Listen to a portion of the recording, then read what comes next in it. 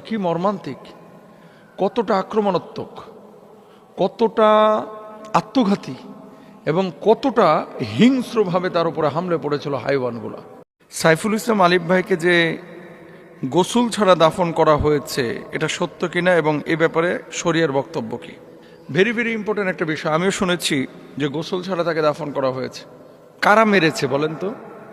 চোর ডাকাত মেরেছে ওনাকে? চোর ডাকাত কিন্তু মারেন নাই। মারছে হচ্ছে অমুসলিমরা, মেরেছে হচ্ছে ইসলামের প্রতিপক্ষে যারা আছে, মেরেছে তারা যারা ইসলামকে পৃথিবী থেকে মিটিয়ে দিতে চায়, মুছিয়ে দিতে চায়।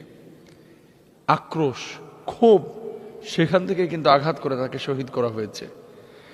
ওলামা ইকরামের ফতোয়া এরকমই যে কেউ যদি এইরকম কোনো অমুসলিমের হাতে এইভাবে মারা যায়, আল্লাহ তাআলা তাকে শাহাদাতের মর্যাদা দেন এবং সেক্ষেত্রে গোসল ছাড়াই তাকে দাফন করতে হয়। এই জন্য সাইফুল ইসলাম ভাইকে গোসল ছাড়া দাফন করা হয়েছে। আল্লাহ সুবহানাহু ওয়া তাআলা পবিত্র কোরআনুল কারীমের মধ্যে কি বলছেন একটু খেয়াল করেন।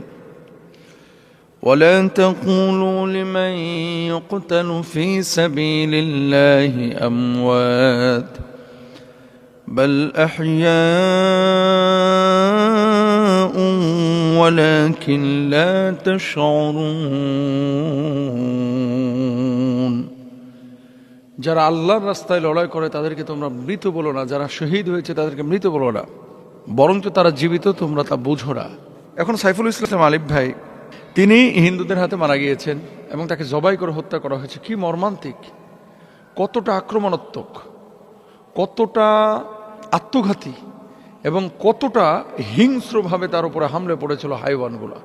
আমাদের এই ভাই, আল্লাহ সুবহানাহু ওয়া তাআলা তাকে কবুল করেছেন, শাহাদাতের অমীয় সুধা তিনি পান করেছেন। গোসল ছাড়া দাফন, এটা আল্লাহর রাস্তায় যারা শহীদ হয় তাদেরকে করার বিধান আছে। মানে যেভাবে মারা গিয়েছে তাদেরকে সেভাবে দাফন করতে হবে। কিয়ামতের ময়দানে সেভাবেই তারা কিন্তু উঠবে, তারা সেভাবেই উঠবে কিয়ামতের ময়দানে। আনাস রাদিয়াল্লাহু তাআলা আনহু বর্ণনা করেন, রাসূল আকরাম সাল্লাল্লাহু আলাইহি ওয়াসাল্লাম বলেছেন, কোনো ব্যক্তি জান্নাতে প্রবেশ করার পর আর দুনিয়ায় ফিরে যেতে চাইবে না। যদি সে দুনিয়ায় তামাম জিনিস পেয়ে যায় তবুও না। অবশ্য শহীদের কথা আলাদা। আল্লাহ রাব্বুল আলামিন তাকে অপশন দেবে, কি চাও তুমি? সে বলবে যে আল্লাহ তাআলা আপনি আমাকে আবার দুনিয়ায় পাঠিয়ে দেন। বুঝেন নাই কথা? একজন মানুষ দুনিয়া থেকে যখন ইন্তেকাল করে আখিরাতে যাবে, আখিরাতে যাওয়ার পরে এই মানুষটা যখন জান্নাতে প্রবেশ করবে, জান্নাতে প্রবেশ করার পরে মানুষজনকে আল্লাহ সুবহানাহু ওয়া তাআলা জিজ্ঞেস করবে, আর কি চাও তুমি? এই মানুষগুলো তখন বলবে যে আল্লাহ, সমস্ত নাজ নিয়ামতগুলো আমি পেয়েছি, আমার কোনো কিছু চাওয়ার নেই। জান্নাত থেকে আর বের হতে চাইবে না। কিন্তু শহীদকে যখন অপশন দেওয়া হবে, শহীদ বলবে যে আল্লাহ আপনি আবার আমাকে দুনিয়ায় পাঠিয়ে দেন, আমি আবার যাব, আবার লড়াই করব, আবার শহীদ হব, আবার জান্নাতে আসব, আবার লড়াই করব দুনিয়ায় গিয়ে, আবার শহীদ হব, আবার জান্নাতে আসব। শাহাদাতের এত মজা, এত স্বাদ আল্লাহ সুবহানাহু ওয়া তাআলা ওই শহীদদের জন্য রেখেছেন। শহীদদের বৈশিষ্ট্য কি? রাসূল আকরাম সাল্লাল্লাহু আলাইহি ওয়াসাল্লাম শহীদদের জন্য 6টা বৈশিষ্ট্যের কথা বলেছেন। 1 নাম্বার, প্রথম রক্ত বের হওয়ার সঙ্গে সঙ্গে তাকে ক্ষমা করে দেওয়া হয় এবং শহীদ ব্যক্তি জান্নাতে তার স্থান দেখে নেয়। কবর আযাব থেকে তাকে দূরে রাখা হয়। 3 নাম্বার, বড় ভীতি অর্থাৎ কিয়ামতের কঠিন অবস্থা থেকে নিরাপদ থাকবে এই ব্যক্তি। 4 নাম্বার, তাকে ঈমানের এক জোড়া অলংকার পরানো হবে। 5 নাম্বার, হুরদের সঙ্গে বিবাহ দেওয়া হবে। 6 নাম্বার, নিকট আত্মীয়দের থেকে 70 জন ব্যক্তিকে সুপারিশ করতে তাকে সুযোগ দেওয়া হবে। সুবহানাল্লাহ, কি মর্যাদা শহীদের! 42 বছর, 44 বছর, 50 বছর, 60 বছর হয়ে গেছে, অনেক মানুষের শাহাদাতের তামান্না জাগ্রত হয়নি। আমাদের প্রত্যেকের উচিত শাহাদাতের তামান্না অন্তরে লালন করা। আল্লাহ বুঝদান করুক। ইসলামী সংগঠনের মানুষ অথবা সদস্যরা কোনো ঘটনা ঘটাইলে সেটাকে জঙ্গি তকমা দিয়ে নিষিদ্ধের প্রশ্ন ওঠে এবং দাবি দেওয়া অনেকেই পেশ করে, মুসলমানরাও করে, অমুসলিমরাও করে।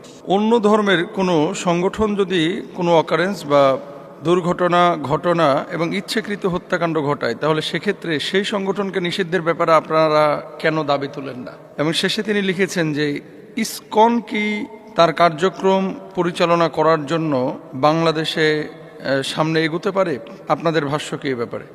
ভেরি ভেরি ইম্পর্টেন্ট একটা বিষয়। ইসকন নিয়ে অনেক আলোচনা সমালোচনা আমরা শুনি। আপনারা আজকে শুনতেছেন আমাদের সাইফুল ইসলাম আলিফ ভাইকে হত্যাকাণ্ডের পর যারা যুক্ত ছিল অধিকাংশই ছিল হিন্দু। ইসকন আজকে থেকে কিন্তু তাদের কুকর্মের জন্য প্রসিদ্ধ না। সারা পৃথিবীতেই বহু আগে থেকেই তারা কিন্তু প্রসিদ্ধ। সম্ভবত ইসকনের জন্ম হয়েছে নিউ ইয়র্কে 1966 সালে। ধর্মপ্রচার, তাদের ধর্মীয় গ্রন্থ প্রচার, সামাজিক কিছু কর্মকাণ্ড এবং উগ্রবাদী একটা সংগঠন হিসেবে এই ইসকন সারা পৃথিবীর বুকেই পরিচিত। আপনি যে প্রশ্নটি করেছেন যে মুসলিমদের বা ইসলামী আন্দোলন বা ইসলামী সংগঠনের কেউ যদি কোনো ঘটনা ঘটায় সেটাকে জঙ্গি তকমা দিয়ে নিষিদ্ধের দাবি ওঠে, দুঃখজনক হলেও সত্য, বাংলাদেশে এই সাইফুল ইসলাম আলিফ হত্যাকাণ্ডের পর অনেক মুসলমানের বাচ্চা ইসকনের পক্ষ নিয়ে কথা বলতেছে। আল্লাহ জানে এই সমস্ত হাইওয়ানদের, পশুদের হাসর নাসর যেন আল্লাহ তাআলা আবু জাহেল, আবুল আহাব, ফেরাউন, হামান, কারুনদের সাথে করে। সারা জীবন কোনোদিন ইসলামের পক্ষে, ইসলামী আন্দোলনের পক্ষে, ইসলামী আন্দোলনের সংগঠনের পক্ষে একদিনে কথা বলে নাই। কিন্তু ইসকনের নিষিদ্ধের দাবি যখন উঠেছে তখন এই মানুষগুলো ইসকনের পক্ষ নিয়ে নানান কথা শুরু করে দিয়েছে। শুনেন, দল যেটাই আপনি করেন না কেন, সংগঠন যেটাই আপনি করেন না কেন, সাদাকে সাদা, কালোকে কালো যদি আপনি বলতে না পারেন, আপনি মানুষের কাতারের মধ্যে পড়েন না। সাইফুল ইসলাম আলিফ ভাইকে যেভাবে হত্যা করা হয়েছে, কি অপরাধটা ছিল তার! তিনি আদালত থেকে বাড়িতে ফিরছিলেন খাবার খাওয়ার জন্য, বাড়িতে ফিরছিলেন কর্মস্থল ত্যাগ করে তিনি বিশ্রামের জন্য। বিশ্রামের জন্য বাড়িতে ফেরা একজন মানুষকে এভাবে ধরে আপনি জবাই করে দেবেন, এই সমস্ত মানুষগুলোকে জঙ্গি তকমা সাধারণত মানুষ দিতে চায় না এবং মুসলমানরাও দিতে চায় না।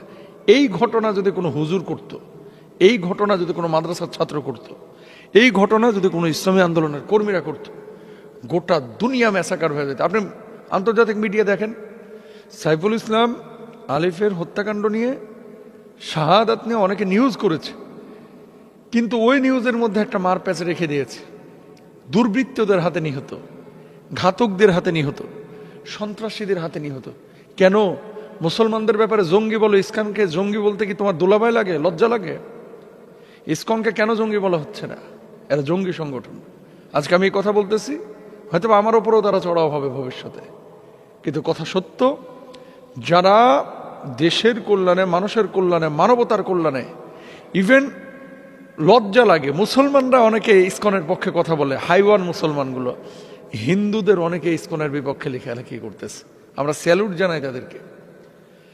ধর্মীয় দিক থেকে তার সাথে আমার বিভাজন থাকতে পারে, সে আমার তাওহীদে বিশ্বাস করে না, এক্ষেত্রে আমি তাকে অপছন্দ করতে পারি, কিন্তু সাদাকে সাদা আর কালোকে কালো বলার মানসিকতা যার ভিতরে আছে, সে মানুষটাকে অবশ্যই আমরা ভালোবাসি। এই মুহূর্তে বাংলাদেশে ইসকনকে নিষিদ্ধ করার জোর দাবি জানাচ্ছি। ইসকন নিষিদ্ধ কিন্তু এক দুইটা দেশে না, পৃথিবীর বহু দেশে কিন্তু ইসকন নিষিদ্ধ।